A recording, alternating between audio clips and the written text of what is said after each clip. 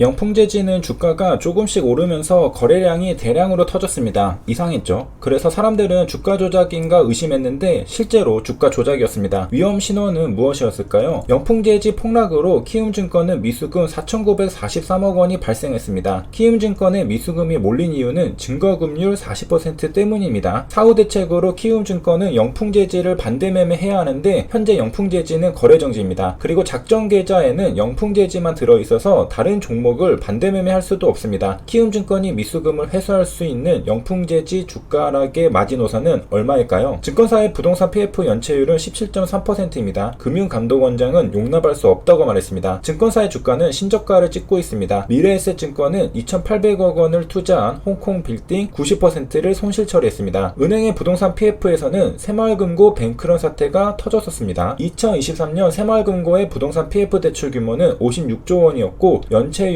9%였습니다. 결국 뱅크런이 터졌고 행정안정부가 예금을 전액 보상하겠다고 밝히며 뱅크런이 잠잠해졌습니다. 보험회사의 부동산 PF 대출 규모는 42조 원이고 대출 비중은 30%입니다. 10월달에 코스피와 코스닥은 신저가를 찍었습니다. 10월달에 빅토리는 왜 종목 추천을 안 했을까? 그리고 11월달에 FOMC 회의가 있습니다. 앞으로 어떻게 대처해야 할까요? 그럼 본 영상을 시작합니다. 영풍재지는 이상했습니다. 첫째, 주가가 조금씩 꾸준히 올랐습니다. 마치 SG증권발 급락 사태와 비슷했습니다. 둘째, 거래량이 어마어마하게 터졌습니다. 흥미롭게도 거래량은 굉장한데 주가의 변동폭은 작았습니다. 영풍재지는 거래소 거래대금 상위권에 매일 랭크됐습니다. 그래서 눈에 띄었죠. 네이버 종목토론실에서 투자자들은 이거 주가 조작 아니냐고 의심했습니다. 영풍재지에서 거래량이 많이 터진 이유는 최근에 밝혀졌습니다. 작전 세력이 계좌 100개로 자전거래했습니다. 2022년 11월에 작전 세력은 영풍재지를 건드립니다. 그리고 2023년 10월에 작전 세력은 법원에 출석합니다. 약 1년 만에 잡혔죠. PER은 동일 업종이 38배였고 영풍재지가 795배였습니다. PER이 795배라면 795년 동안 사업을 해야 원금을 회수할 수 있습니다. 말도 안 됐죠. 결국 10월 18일 수요일 영풍재지는 하한가로 직행합니다. 그리고 10월 23일 월요일 키움증권이 마이너스 23%로 하락합니다. 영풍재지의 불똥이 키움증권으로 튀었죠. 키움증권 미수금은 4,943억 원입니다. 그런데 키움증권 순이익은 4,258억 원이거든요. 그러니까 미수금이 순이익을 초과했습니다. 키움증권은 영풍재지의 증거금률을 40%로 설정했습니다. 그러면 현금 40만 원으로 주식 100만 원을 매수할 수 있습니다. 다른 증권사는 증거금률이 100%였기 때문에 미수가 불가능했습니다. 그러나 키움증권은 증거금률이 40%였기 때문에 미수가 가능했습니다. 그래서 키움증권에 미수금이 몰렸습니다. 고객이 미수금을 갚지 않으면 증권사는 반대매매해서 미수금을 회수합니다. 고객의 의도와 상관없이 증권사는 고객의 주식을 강제로 매도하여 미수금을 회수합니다. 이번에 키움증권도 고객이 보유한 영풍재지를 반대매매하여 미수금을 회수하면 됩니다. 그런데 영풍재지는 거래정지라서 반대매매가 불가능합니다. 이런 경우 증권사는 고객의 계좌에서 다른 종목을 반대매매하여 손실을 보존합니다. 그런데 미수금이 발생한 작전 세력의 계좌에는 다른 종목들이 거의 없었다고 합니다. 그래서 키움증권은 영풍재지의 거래정지가 풀려야만 반대매매가 가능합니다. 기다려야 하죠. 그렇다면 영풍재지의 주가가 얼마까지 떨어지면 키움증권은 손해를 볼까요? 최고가 54,200원을 기준으로 영풍재지가 얼마까지 떨어져야 키움증권이 미수금을 전부 회수하지 못하는지 계산해 보겠습니다. 54,200원 곱하기 0.4를 하면 21,680원입니다. 21,680원보다 주가가 하락하면 키움증권은 미수금을 전부 회수하지 못하게 됩니다. 대략 계산이고요. 마지노선이죠. 주식은 이런데 부동산은 어떨까? 증권사의 부동산 PF 연체율은 증가하는 추세입니다. 2021년 3.7%, 2022년 10.4%, 그리고 2023년 상반기 17.3%입니다. 이복형 금융감독원장은 증권사의 부동산 PF 연체율이 15%를 넘어가는데 용납할 수 없다고 말했습니다. 10월 10일 하나투자증권은 신저가를 찍고 10월 17일 미래에셋증권은 신저가를 찍고 10월 17일 유아증권은 신저가를 찍고 10월 23일 SK증권은 신저가를 찍고 10월 23일 코리아에셋투자증권은 신저가를 찍고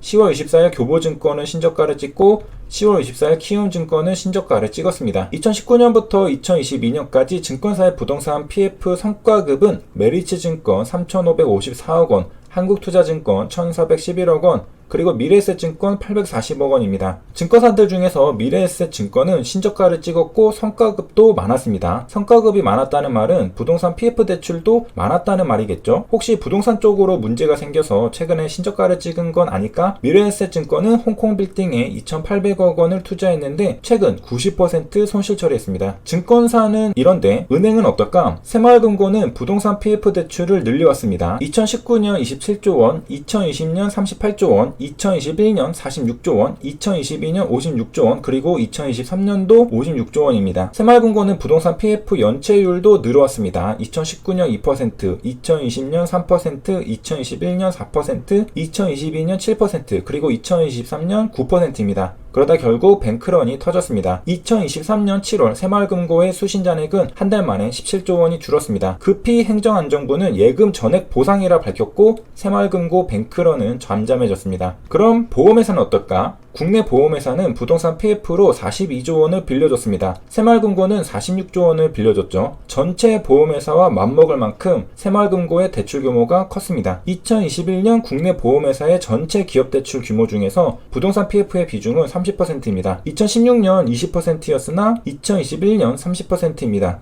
늘어났죠. 10월에 코스피와 코스닥은 신저가를 찍었습니다. 주식시장이 안 좋았죠. 회원님들은 왜 빅토리가 종목 추천을 안 했는지 궁금하셨을 것 같습니다. 정말 솔직하게 말하겠습니다. 그냥 어쩌다 보니 그렇게 됐습니다. 그런데 지나고 보니 정말 잘 됐습니다. 이것이 소위 말하는 델룸델인가? 기분은 좋지만 운 좋게 주식시장의 위험을 피한 만큼 겸손하겠습니다. 11월 연준의 FOMC 회의가 예정돼 있습니다. 금리를 인상할까 동결할까? 저는 적어도 금리 인하는 아니라고 생각합니다. 그래서 한동안 고금리가 유지된다고 생각합니다. 따라서 현재 저는 은행, 보험사, 증권사 등 다방면으로 고금리 수혜주를 찾는 중입니다. 그런데 생각보다 고금리 수혜주를 솎아내기 어렵습니다. 왜냐하면 부동산 PF 등 기존 대출이 문제를 일으킬 수 있기 때문입니다. 일시적으로 부실 대출이 발생하더라도 장기적으로 수익을 낼 수 있는 기업을 찾게 되면 유한타증권 제휴 컨텐츠를 통해 알려드리겠습니다. 10월달에 한 번도 종목을 추천하지 않았기 때문에 의무적으로 종목을 추천해야 하나 싶지만 절대 아무거나 추천하지 않겠습니다. 빅토리 주식TV는 유한타증권에서 무료로 종목 추천 서비스를 제공합니다. 추천 종목의 구체적인 목표가와 손절가를 알고 싶다면 T레이더 MTS에서 뱅킹 업무의 제휴 컨텐츠에 빅토리 주식TV를 신청해주세요. 이번 영상은 여기까지입니다. 도움이 되셨길 바라며 시청해주셔서 감사합니다.